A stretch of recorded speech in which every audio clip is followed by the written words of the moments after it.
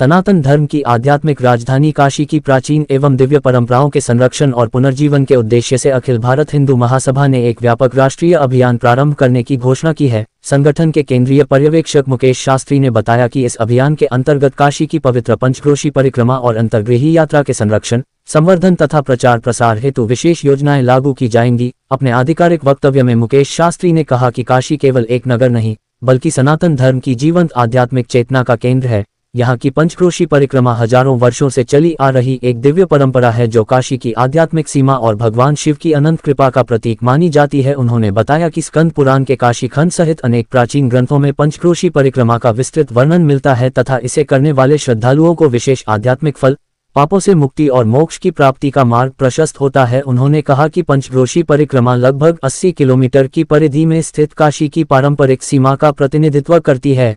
इस परिक्रमा के दौरान श्रद्धालु 5 प्रमुख पड़ाव कर्दमेश्वर, भीमचंडी, रामेश्वर, शिवपुर और कपिलधारा में रात्रि विश्राम करते हुए भगवान शिव और काशी के विभिन्न स्वरूपों की पूजा अर्चना करते हैं। ये परिक्रमा न केवल धार्मिक आस्था का प्रतीक है बल्कि काशी की सांस्कृतिक, सामाजिक और ऐतिहासिक विरासत का भी जीवंत उदाहरण है। मुकेश शास्त्री ने कहा कि वर्तमान समय में पंचक्रोशी परिक्रमा और अंतर्गृही यात्रा के अनेक प्राचीन मार्ग, मंदिर एवं धार्मिक स्थल उपेक्षा, अतिक्रमण और जागरूकता की कमी के कारण प्रभावित हो रहे हैं। ऐसे में अखिल भारत हिंदू महासभा ने इन पवित्र मार्गों और स्थलों के संरक्षण, पुनर्स्थापना तथा व्यापक प्रचार प्रसार का संकल्प लिया है। अभियान के अंतर्गत विभिन्न स्तरों पर समितियों का गठन किया जाएगा जो पंचक्रोशी परिक्रमा और अंतर्गृही यात्रा के मार्गों, मंदिरों तथा धार्मिक स्थलों का सर्वेक्षण करेगी। इन समितियों का दायित्व प्राचीन धार्मिक स्थलों का संरक्षण, तीर्थ मार्गों का पुनर्जीवन, श्रद्धालुओं के लिए आवश्यक सुविधाओं का विकास तथा यात्राओं के प्रति जन जागरूकता बढ़ाना होगा। महासभा इस अभियान के तहत एक डिजिटल प्लेटफॉर्म और वेबसाइट भी विकसित करेगी जिसमें पंचक्रोशी परिक्रमा और अंतर्गृही यात्रा से संबंधित सभी धार्मिक स्थलों, मंदिरों, मार्गों तथा उनके ऐतिहासिक और आध्यात्मिक महत्व की विस्तृत जानकारी उपलब्ध कराई जाएगी। इससे देश विदेश के श्रद्धालुओं को काशी की इस प्राचीन परंपरा को समझने और उससे जुड़ने का अवसर मिलेगा। केंद्रीय पर्यवेक्षक ने स्पष्ट किया कि काशी की धार्मिक और आध्यात्मिक विरासत की रक्षा के लिए अखिल भारत हिंदू महासभा पूर्णतः प्रतिबद्ध है तथा पवित्र मार्गों या स्थलों को नुकसान पहुंचाने वाले तत्वों के विरुद्ध कानूनी एवं सामाजिक स्तर पर आवश्यक कार्यवाही की जाएगी। उन्होंने काशी के संत महात्माओं, धर्माचार्यों, विद्वानों, सामाजिक संगठनों और आम श्रद्धालुओं से इस अभियान में सक्रिय सहयोग की अपील करते हुए कहा कि ये केवल एक धार्मिक यात्रा का संरक्षण नहीं, बल्कि सनातन धर्म की हजारों वर्षों पुरानी आध्यात्मिक परंपरा और भारत की सांस्कृतिक पहचान की रक्षा का संकल्प है।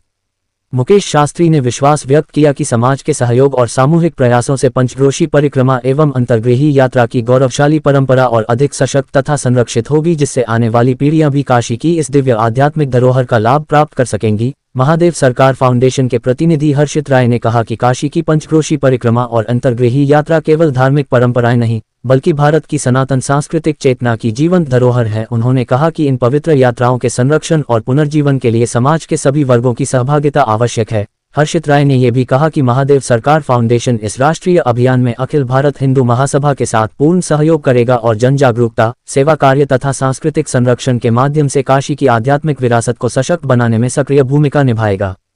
वाराणसी से संतोष कुमार सिंह की रिपोर्ट। पार्वती पते हर हर महादेव। मेरा नाम मुकेश भारद्वाज। देखिए, अखिल भारत हिंदू महासभा भारत की सबसे पुरानी पार्टी है और ये हमारा पार्टी है।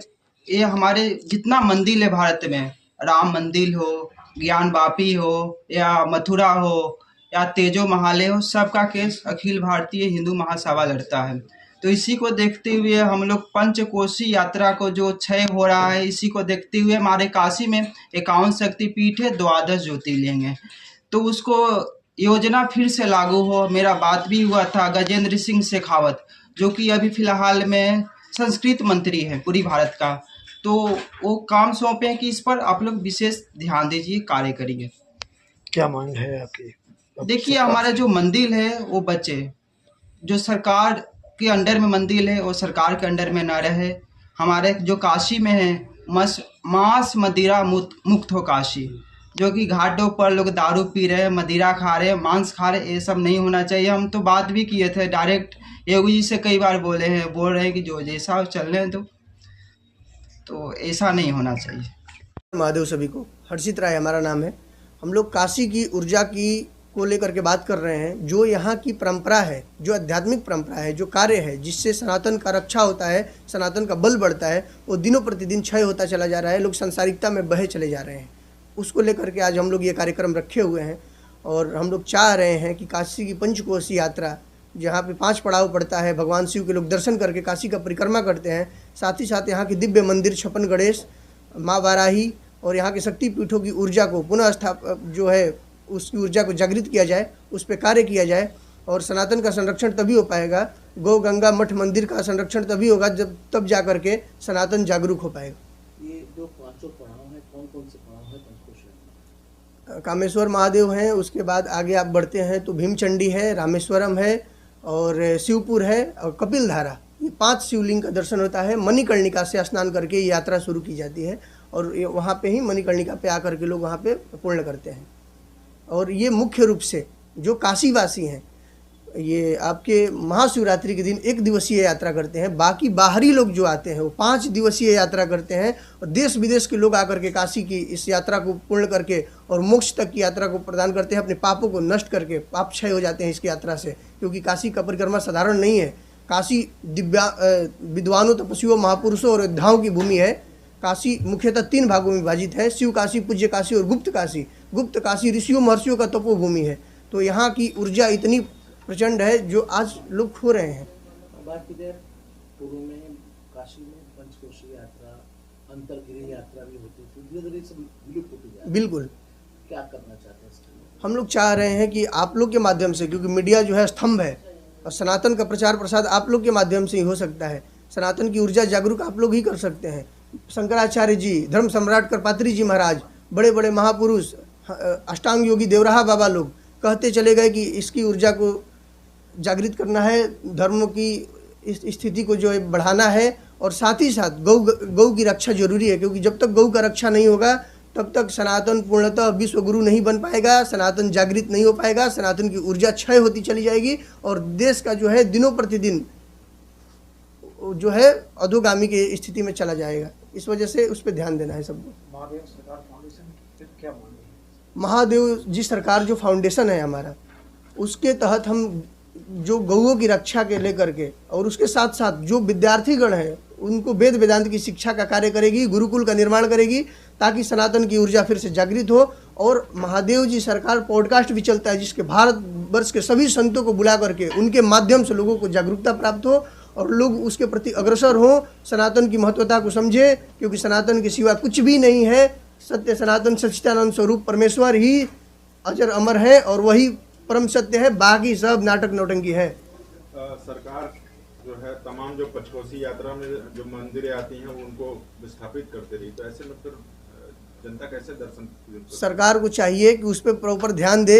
माननीय मोदी जी, प्रधानमंत्री जी को मैं बहुत मानता हूं और मैं उनसे चाहता हूं कि काशी की जनता ने उन्हें चुना है, उन्हें स्वीकारा है, वो भी महादेव के भक्त हैं, तो उनको विशेष इस चीज़ पे ध्यान देना चाहिए, क्योंकि सनातन के बल से ही आज ये बीजेपी का सरकार चल रहा है। तो सनातन को प्रॉपर उनको आगे रख करके उस पर कार्य करना चाहिए और शिव जी की सेवा में, क्योंकि ज़्यादातर जितने पब्लिक हैं वो जनता के पैसा ही इतना है कि सरकार को अपने तरफ से कुछ देने की ज़रूरत नहीं है। श्रद्धालु लोग अपने खर्चा से सब कुछ करते हैं, बस सरकार को उसको अपने नियंत्रण में रख करके देखभाल बस करना है। बाकी दानदाताओं की कमी नहीं है और यहाँ पे उनको बस एक संचालित करना है चीज़ों को।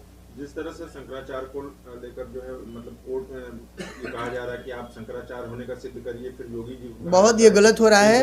हिंदू होने का सिद्ध कीजिए, तो ऐसे में हिंदू अखिल भारतीय हिंदू जो है वो क्या करेगा फिर?